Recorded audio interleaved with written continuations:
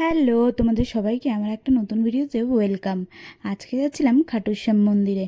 আর এই রাস্তাটা দেখো, এখানে মেট্রো তৈরি হচ্ছে। আর এই ব্রিজটা আমার খুবই ভালো লাগে, কারণ এরকম রাউন্ড হয়ে ব্রিজটা ঘুরে যায় তাই। আর এই মলটা হলো ভেগা সিটি মল।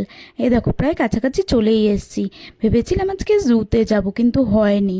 যাই হোক, এই সোজা 2 মিনিট হাঁটলেই জুটা পড়ে, কিন্তু যেতে পারিনি। কারণ কি, আমাদের মন্দিরে প্রায় 2 ঘন্টা ওয়েট করতে হয়েছিল। ভেবেছিলাম পুজোটা দিয়েই জুতে ঢুকবো, কিন্তু পারিনি, জানো তো। এই দেখো মন্দিরটা, কি সুন্দর না ভিউটা, দারুণ কিন্তু। আর বিশাল জায়গা নিয়ে এখানে অনুষ্ঠানে কিন্তু খাওয়া দাওয়াও করানো হয়। যাই হোক, মন্দিরে তো প্রবেশ করলাম, কিন্তু গিয়ে দেখছি বন্ধ। আমরা গেছিলাম প্রায় 1:30 নাগাদ, আর তখনই বন্ধ হয়েছিল, যাওয়ার কিছুক্ষণ আগেই। তারপরে সেই 3টে পর্যন্ত, 3:30 পর্যন্ত আমরা ওয়েট করি, তারপরে ভেতরে ঢুকি। আর ওটা ছিল ভেতরের ভিউটা। আর ঢুকতে এখানে রাধারানী মা আর কৃষ্ণ ভগবান, তারপরে ছিল খাটু শ্যাম মহারাজ। আর এদিকে দেখছো, ইনি হলো তিরুপতি ভগবান। আর জানো তো, এইদিকে সাইডে দেখছিলাম কতগুলো আন্টি মিলে এখানে নারকোল বাজছিল। তাই জিজ্ঞেস করায় বললো যে এটা মনস্কামনা যেরকম আমাদের ওদিকে হয় সেরকমই। দেখো, আমি কিন্তু তোমাদের তিরুপতি ভগবানেরও দর্শন করেই নিলাম। তারপরে এখানটা হেঁটেই এসে খাটু শ্যাম মহারাজ, মেন যে উদ্দেশ্যে আসা আজকে।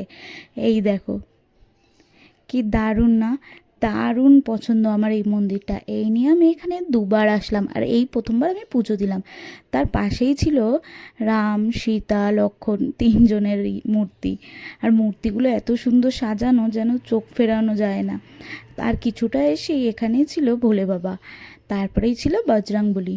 এই দেখো, বজরংবলীর মূর্তিটাও কি সুন্দর, একদম মানে চোখ ফেরাতেই পারবে না তোমরা দেখলে। তারপরে ওখান থেকে বেরিয়ে বড়মশাই আবার গৌশালায় নিয়ে গেছিলো, পাশেই গৌশালা। আর এগুলো নিয়ে যাচ্ছিলো বড়মশাই ওদেরকে খাওয়ানোর জন্য। এখানে সবাই খাওয়াতে পারে ওদেরকে, তার জন্যই এগুলো রাখা ছিল।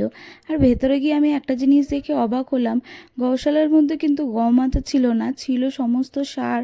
দেখো, এই গরুগুলো কিন্তু সব ষাঁড় গরুই ছিল। আমি বুঝলাম না ব্যাপারটা। যাই হোক, তারপরে ওখান থেকে বেরিয়ে চলে গেছিলাম, কারণ আজকে না খেয়েই ছিলাম এতক্ষণ। আর এটা ছিল ফেমাস আম্বুর বিরিয়ানি। আচ্ছা, তোমরা ভাবছো হয়তো কেন আমিষ খেয়েছি। এখানে কিন্তু নিরামিষ কেউই খায় না, সব কিছুতেই আমিষই।